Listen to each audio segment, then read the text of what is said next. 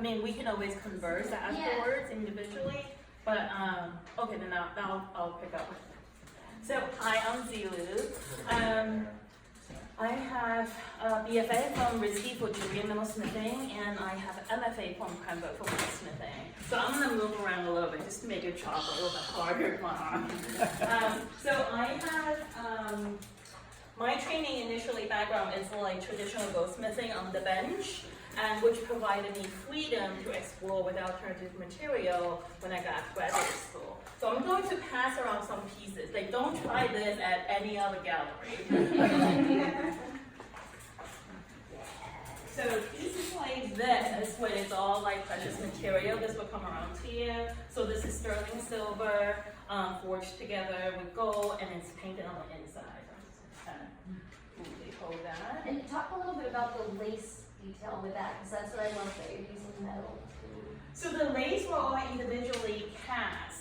So each one of these shapes has 3 to 5 different pieces of lace after I forge them together with the gold solder, so that when I oxidize them, when I patina them to give them that blackness, because silver oxidizes but gold doesn't, then the gold pops up. So that became sort of like my play of the shallows, right? And in creating the volumes, like I would layer the lace differently to create different shapes that speak to each other, that look like they belong together in the language, but still unique enough on their own, so that they are interesting in that way. And the back piece is a solid piece that's pierced up. I think it's 28 gauge. It's a thin silver sheet. And of course, this is one thing that I really enjoy, is that jewelry has such an intimate scale that if I provide the details for the audience, that they would zoom in, and then zoom in, and zoom in if I give them something to look at. So that is something I'm totally conscientious of when I'm making a piece. So that inside space with that burgundy paint, that's oil paint, that was there to provide a contrast, but that's also there to talk about a space that you wouldn't ordinarily think about, but it's there because I want to address that with a different color. And so and the second thing I'm going to pass around are, well, I'm going to go 2 different directions. So come with me on this big jump. So suddenly I'm going to talk about this body of work. That's called, let's start here.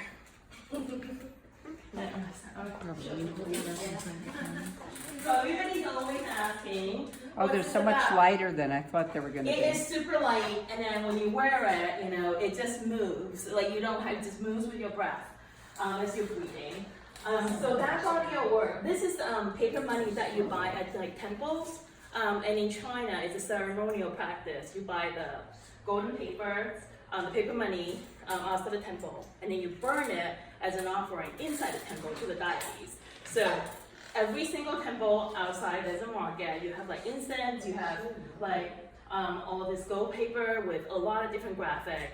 And they're super cheap because they're really low status, right? Because you're just gonna burn them.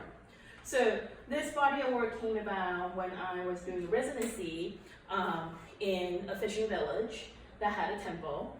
And so I wanted to make work that was relevant to where I was, so I picked the paper money, and they're held together by fish monument. So the little tiny balls that you see is fishing wire. So I would cut fishing line, and I would ball it up on one side with a lighter, and then I would stack a bunch of the paper so they create structure integrity, and then I would ball it out on the other side without burning the paper, and that's how they're held together. And along with that process, I built in a lot of that Chinese symbolism. Like the body of the earring is a simplified silhouette of a bat. And bat in Chinese it sounds the same as the word fortune. So it's good luck. So it's very interesting, this kind of iconography it's used, the symbols is used in the Chinese language. From the literacy to the visual, right? And that also has like a very simplified chrysanthemum. It's also a symbol for the rock. Yeah, you can try on. Just today.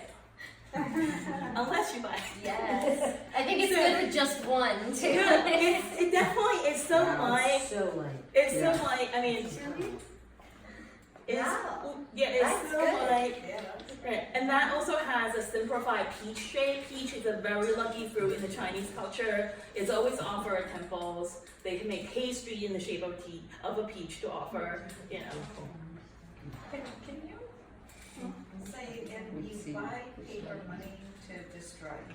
Or not, or to create with, or whatever, but. Yeah, but to burn at the temples as an offering. So their function So- initially was just that. Just to burn, Yeah, as an offering to the but deities. you've made.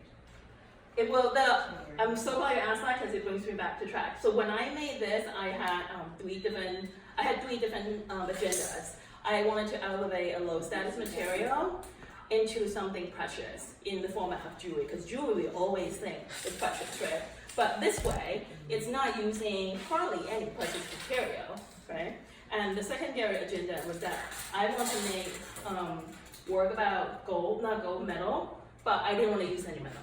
So this was another way for me to make work about metal without using metal. And the, huh? I'm stuck with it. Give it back. Give it back. No one has it. I was gonna say, if I could go back to the And the third was to challenge in all these very culturally rich symbols, you know, but to reinterpret it in a different way that the Chinese people were not used to seeing. So those are like the three agendas I had for this work. And everybody's good. I'm gonna. And how would your work using this material be received by, say, this village, these people in China? It was really fun.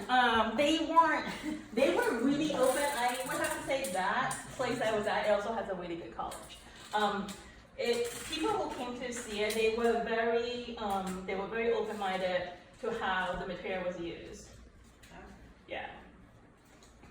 They weren't always subscribers. Like, I know it wasn't gonna reach everybody, but most everybody gave it consideration, which, you know, which is huge because some of them are fishermen, you know, so yeah. And so from there, I just want to kind of move to this because people always ask about this one. So this is a technique called the Kingfisher bird. Sorry, Mark. It's called the Kingfisher bird feather inlay. It was very popular during the Qing and the Ming Dynasty in China. They would make jewelry out of the kingfisher bird inlaid into the metal underneath for royalties and for court in like crowns and hair ornaments. They would even make large words like screens, like the size of that, or like vessels, like, you know, like vases. But it was mostly in jewelry that it was really stunning work. So.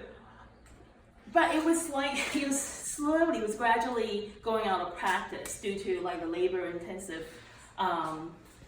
process, and also due to modernization and also cultural revolution. So it was, by the time I got there, like hardly anybody was practicing it anymore. So it was a technique that was basically lost, and that was my proposal to research that and to revitalize that. And I got my research to a point where I could reinterpret it in my own way with peacock feather, so no peacocks will harm, because previously when you did make this work, you did have to kill the kingfisher bird, which is really sad. But all the peacocks that gave their feathers are still good. So that was the other thing I was experimenting too, is that could I have a vegetarian inlay material that would do the same thing, or could I find a sustainable practice that doesn't hurt the animals, right? And then I want to talk about how the construction of this. So this actually came from a fresco in the cave along the Silk Road. On the western part in the desert of China. So that's where Buddhism has been, that's where Buddhism came into China. It's along the Silk Road. And there's about like 350 caves that are just packed with like sculptures and fresco of the teaching of the Buddha, right? Because back then they used pictures to tell the story. And so in the one that I based the inspiration out of, and many of them, typically you have a big Buddha sitting in the middle, like the Buddha is in the middle, and then you have deities, right? You have musicians playing, in front, dancers, and then you have deities flying around. So these are silhouettes of what was happening in that scene. Here you have a dancer. It's very abstract. If you're not familiar, it would just be like, oh, it's bizarre, which is what I'm explaining to you. So you have a dancer playing the peepaw backwards. Peepaw is a traditional Chinese musical instrument. And then you have a dancer playing the drum. You have someone that's spinning. And then you have these flying deities that's cascading flowers, right? And this also has a backside, but this is stitched on, so you can't see it. But these guys move when you wear it. So I'm a Buddhist, and I think that in all sentient beings, there's a little bit of divinity inside of us. That's how we are able to reach enlightenment. So the twist in this, that when you're wearing this piece, you then become the center figure of that painting. So, yeah. That's it. Yeah. So is this based on an ancient design, or did you freeform design it? I extrapolated from other frescoes. Like, you know, yeah. So like think about like it's the Eastern version of like Giotto. You know, Giotto would paint like Jesus goes to whatever, you know, yeah, and preaching, turning, yeah. So it's kind of like these are scenes that, yeah, absolutely. So these are scenes that depict in the life of a Buddha, yeah. Through your lens. Sure, yeah. With the technique that was lost, Right. it's culture filling, yeah. And that was one of the things that was really meaningful to me is that, well, it's such a huge part and such a rich part of that culture, but then it's gone. Never mind just staying in practice the way it is. Never mind getting better, but it's just like gone. Like that's so sad. So How long was it gone? it's been gone since I think the Cultural Revolution, the last Sifu, the last master thing. Yeah. They still have the next step underneath, which is filigree, that's still being practiced. But when I got to Beijing, nobody was doing the kingfisher bird feather inlay. Yeah. So I started with researching existing pieces for museums, the Forbidden City Palace, and then I go to flea markets a lot. People are still selling these at flea markets, so I would go to flea markets and find them. I was able to acquire a few pieces so I can examine them up close and then kind of break apart some of the feather underneath. And the adhesive was really the important part. So if you touch it, we're not gonna do that. If we touch it, you would find the feather to be soft, right? And a lot of times when you inlay something, it's encased, and it's like if you do feather it, it's wet and it's not approachable, it's not friendly. But the kingfisher bird, when you touch it, it's nice and soft. So you would still find the same quality with the peacock. Yeah. Did you just say what the adhesive was? I can't. Oh, you I can't. That's my secret. proprietary. That's my secret. Everybody wants to know. I thought maybe I just blanked out. No. Yeah, well, I'll tell you what is the name of it in Chinese. It just says clear glue. True story, clear glue. I'm like, thank you so much for the help. Much appreciated. Yeah. Is there a religious significance to the kingfisher? Why the kingfisher? Oh, I'm sorry, I skipped a bit. Oh, because the color was so vibrant. It really is this like pure, opaque, like vibrant turquoise blue, right? And also the plumage, it's fine. Like the peacock, it's almost rough compared to that of the. It's like the wings, the wing texture of a butterfly. It's really, really beautiful. And the Chinese people use a lot of coral, so because it's good, a lot of the color is great. So in just the position of that, the color combination, it just pops everything. So you see them a lot on crowns with pearls and coral. You just have the vibrant blue, the white, and the orange. Yeah. So I was gonna say I don't want to switch No. tracks, but if you wanted to talk about the coral work as well, since you Ooh, brought right. coral, that's a slightly different thing. I don't want to take too much time. How are we doing on time? Like if it's Like 10 more minutes. Oh, okay. Yeah, five more minutes, 10 minutes, you're good. So, we can switch gear a little bit. So I like to show you guys this because this is something that's really important to me. Just please don't drop it. Please don't drop it. So I'm really happy that Sarah mentioned that. I have multiple pieces in the show that all have coral in it. And that comes from me growing up in Taiwan from an island. And that comes from my childhood memory of going beach combing on the beach when I'm not in school and not doing homework. And when my parents says, "Shoo, go play, leave us alone." So you will see these are found corals from my travel. I'll show you this, and as well as those two pieces in the case. Those are found corals. The one on that book stand, those are vintage corals that I got in Fujian, which is across the channel from Taiwan. So it's near Taiwan. And those are all natural color, not been dyed, except for those were polished. And then the other ones aren't. So the duality of the public side and the private side is really important for me. So in most of my work, I try to have a public side for the wearer and a private side the public side for the viewer, the wearer, and then the private side for the wearer. And that way, when you're wearing it, you can decide, okay, if I want to share this story with you about the back, or you don't have to. So. Yeah. I'll pass it on a piece that way. Tell us the story about the bag. So the back.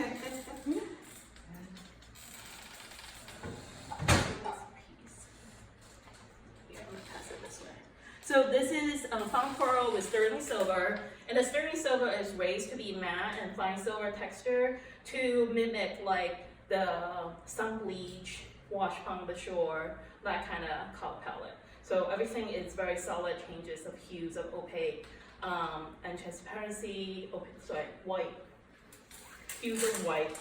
I know this, and from transparency to opacity, to talk about that feel.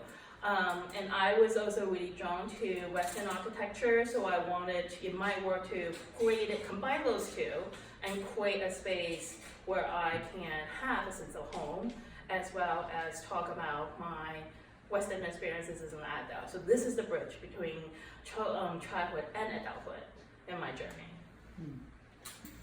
I hope all that words that came out of my mouth made sense. They did. They did.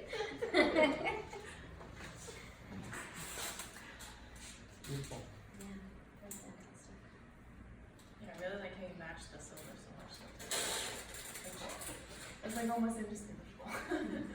It took a lot of each one of those pieces, but then again, when I made my pieces, I don't think of the time that I would spend, that it would require me to make it. It tells you, I'm sure you know. It just tells you what it needs. Yeah. And then it's unhappy until you give it, right? But then you're rewarded with the happiness of its existence. So, yeah. But I did want to give that kind of detail to all the pieces that if you want to zoom in, you will sustain the duration of your attention. Are the white corals, were they found? They were found. bleached, or were they? They were found just like that. Yeah, they were found just like that. Yeah, they're old. They're totally old. Yeah.